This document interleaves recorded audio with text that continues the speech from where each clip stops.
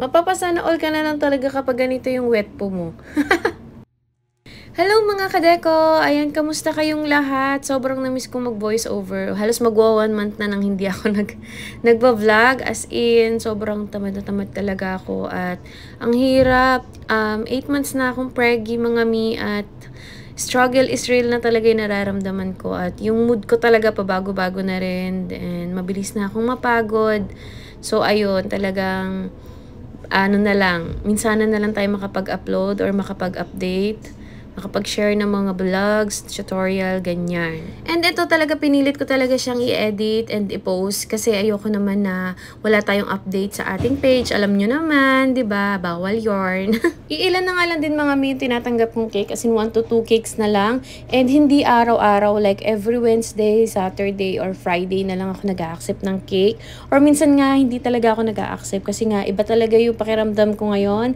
At nahihirapan talaga ako, literal. Kung mapapansin nyo nga dito mga meeting na nyo yung kamay ko, sobrang bagal ko talagang gumalaw. Hindi dahil binabagalan ko, kundi dahil mabagal na po talaga ako gumalaw ngayon. Kasi yung kamay ko, mas nafe-feel ko yung pagiging pasmado. Comment na parang after niya mga anak or simula nung nagbuntis siya, iba na daw yung pagiging pasmado ng kanyang kamay. Ngayon, hindi ko alam kung totoo ba yun, pero parang for real talaga siya kasi yung kamay ko talaga hindi naman ganito kapasmado ng bonggang-bongga to.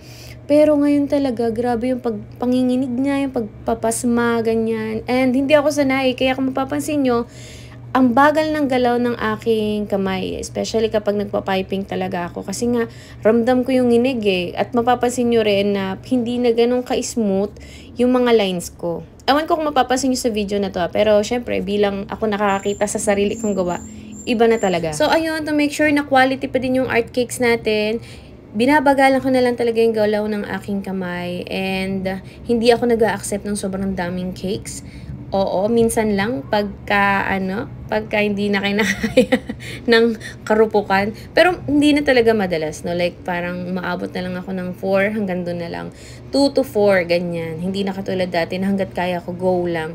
Ngayon hindi, sobrang limited talaga ng galaw natin at kailangan mag-ingat. Alam nyo naman yun. So, ayun mga mi, balik na tayo sa ating cake. At sa mga magtatanong kung ano yung icing na gamit natin dito ay Whipped Classic ng Bakersfield. Ayan. Dami nagtatanong kasi kung buttercream ba ang gamit natin. Hindi pa po ako gumagamit ng buttercream. Lahat ng art cake design na ginawa natin simula noon hanggang ngayon, Whipped Classic pa din yun mga mi. Hindi ako gumagamit ng buttercream. And sa mga magtatanong naman kung paano yung ratio, no? Kung paano ko minimix. Ayan. Meron tayo niyan sa ating YouTube channel. Check nyo na lang. Art Cake by Mia. Ang dami kong mga vlogs doon simula noon na sinishare ko na. Ngayon kasi minsan na lang ako makapag-upload. Pero andun pa din yung mga ratio, kung paano mag-calligraphy, kung paano magsulat. So ayan, doon yung makikita yan. Nandun lahat. Paano may iwasan yung pagkalat ng black, ng mga colored sa light color, ganon. Yung mga pagbe-bleed ng icing. So marami kayong matututunan doon sa aking YouTube channel. Check nyo na lang mga mi.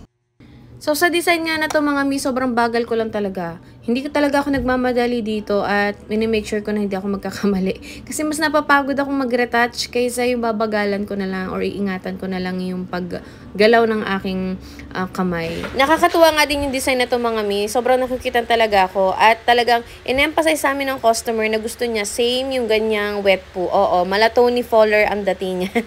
Mapapasana all ka na lang talaga. Nung ginagawa ko nga itong wet to na to, nagmumukha siyang dibdib. Hindi ko alam kung bakit, no? Or masyadong na-emphasize yung pagkalaki-laki. Pero anyway, at least nakuha natin yung pagkaka-emboss ng kanyang wet po. Okay na yun. Kasi yun yung gusto ng aming customer. So, ayan, halos patapos na rin tayo mga mi. Maglalagay lang tayo dito ng message.